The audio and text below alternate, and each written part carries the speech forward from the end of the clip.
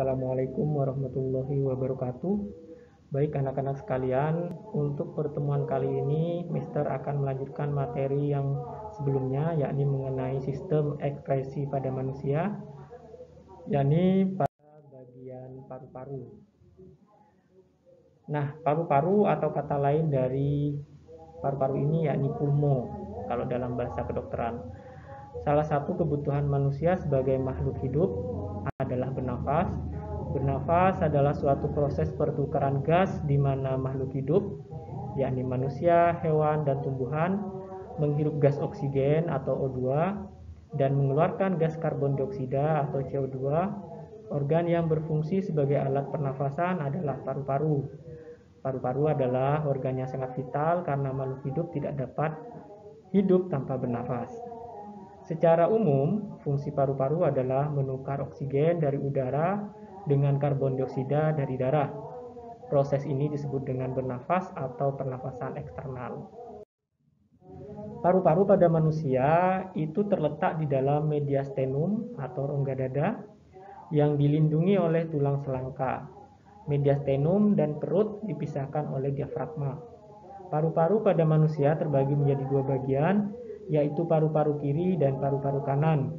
Paru-paru kiri memiliki berat sekitar 560 gram dan paru-paru kanan memiliki berat sekitar 620 gram. Jadi antara paru-paru kanan dan kiri itu beratnya tidak sama. Setiap lobus atau gelambir mempunyai segmen atau bagian yang lebih kecil lagi di dalam lobus. Setiap segmen terdiri atas lobulus dan setiap lobulus mempunyai bronkiolus. Bronkiolus akan bercabang lagi menjadi alveolus.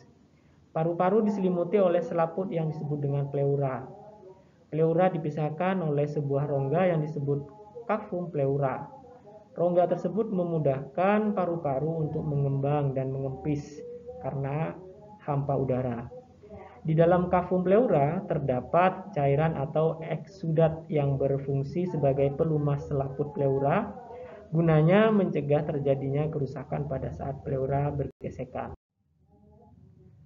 Selanjutnya fungsi paru-paru. Yang pertama, paru-paru itu sebagai tempat penyimpanan cadangan darah dalam tubuh atau reservoir. Yang kedua, sebagai tempat pertukaran gas oksigen dengan gas karbon dioksida.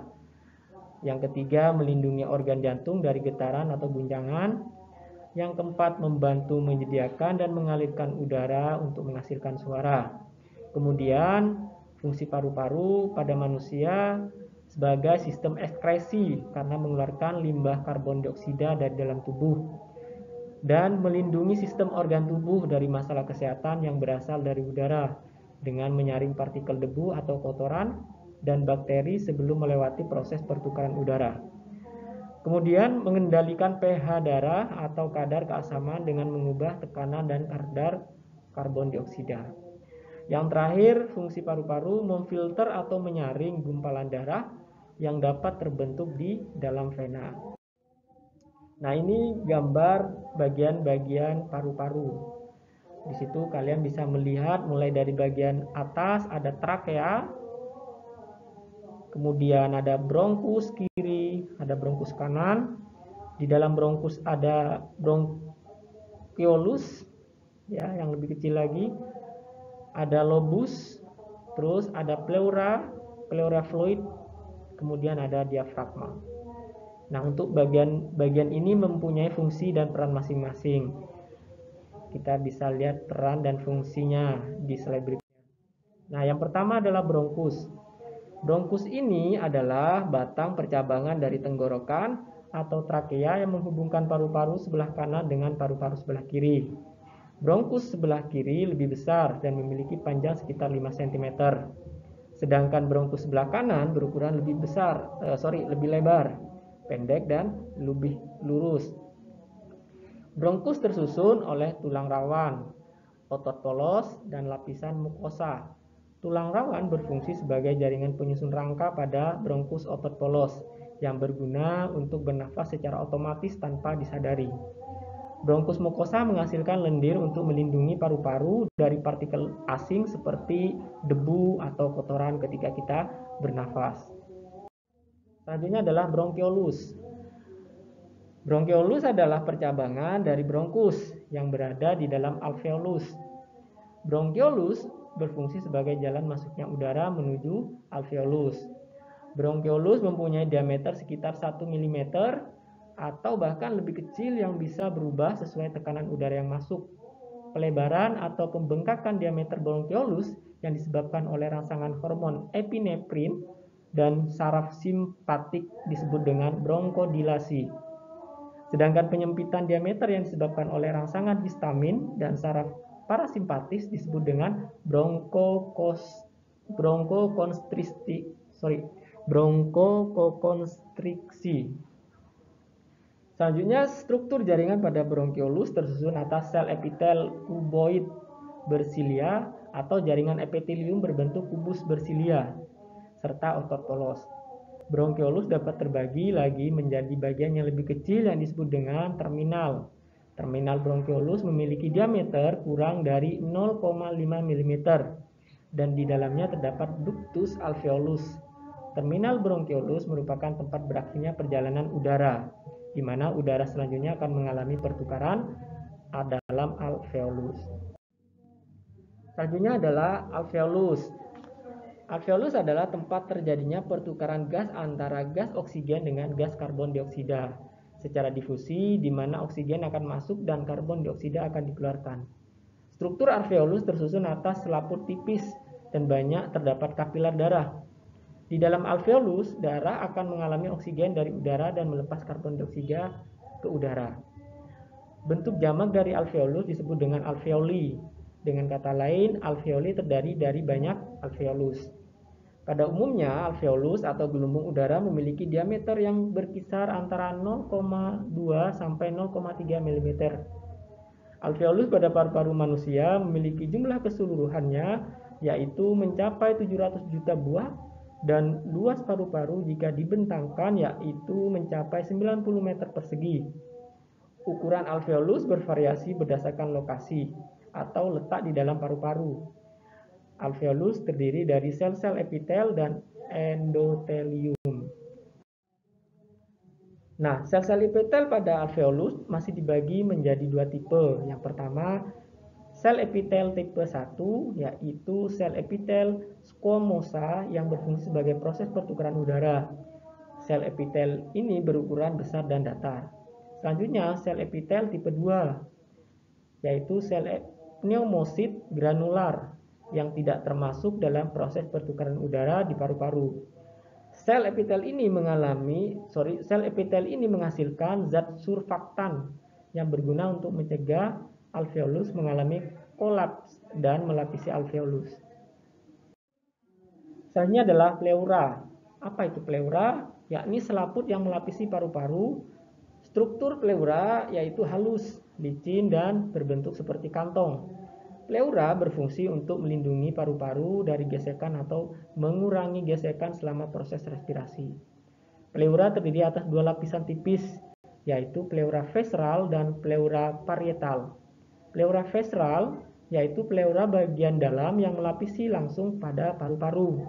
Sedangkan pleura parietal yaitu selaput pleura bagian luar yang menempel pada rongga dada. Di antara kedua lapisan tersebut terdapat sedikit cairan yang mengandung glikosaminoglikan. Selanjutnya adalah trakea. Trakea ini merupakan bagian paru-paru yang menghubungkan laring dengan bronkus. Struktur trakea yaitu membentuk tabung dengan panjang sekitar 5 inci. Trakea terdiri dari tulang rawan hialin yang dilapisi oleh sel epitel bersilia dan berbentuk seperti huruf C. Trakea berfungsi sebagai saluran pernafasan. Silia pada sel epitel berfungsi untuk menyaring udara yang akan masuk ke paru-paru, serta menangkap partikel asing dan membawanya ke faring agar bisa masuk ke sistem pencernaan. Selanjutnya diafragma. Merupakan otot utama yang memisahkan paru-paru dan jantung dengan organ perut atau limpa, lambung, usus, dan hati, atau menjadi pembatas antara rongga dada dengan perut. Diafragma berbentuk seperti kubah otot dan terletak di bawah rongga dada. Diafragma terdiri dari pembuluh darah, otot, dan saraf phrenikus. Diafragma berfungsi dalam proses pernapasan perut atau proses menarik dan mengeluarkan napas. Berikutnya adalah kelainan-kelainan atau penyakit pada paru-paru. Yang pertama ada TBC atau tuberkulosis. Penyakit ini merupakan penyakit paru-paru yang disebabkan oleh bakteri Mycobacterium tuberculosis. Biasanya kalian mungkin pernah mendengar orang batuk darah, ya. Nah, itu salah satu ciri dari TBC. Yang kedua, pneumonia, merupakan radang paru-paru yang disebabkan oleh bakteri Diplococcus pneumonia, asma atau sesak nafas, yakni kelainan yang disebabkan oleh penyumbatan saluran pernafasan, di antaranya disebabkan oleh alergi terhadap rambut, bulu, debu, atau tekanan psikologis. Jadi jika seseorang mengalami asma atau sesak nafas dalam kondisi seperti karena adanya rambut masuk ke lubang hidung, bulu, debu, atau tekanan psikologis, itu bisa dikatakan penyakit pneumonia. Selanjutnya adalah kanker paru-paru, yakni gangguan paru-paru yang disebabkan oleh kebiasaan merokok. Ini biasanya diidap oleh orang yang suka merokok.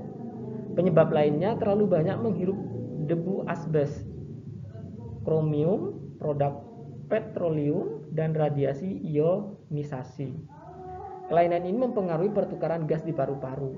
Jadi hati-hati kalian jika sering atau pernah merokok atau berada di tempat orang yang dekat dengan yang merokok karena menghisap asap dari perokok tersebut atau asap kendaraan dan lain-lainnya.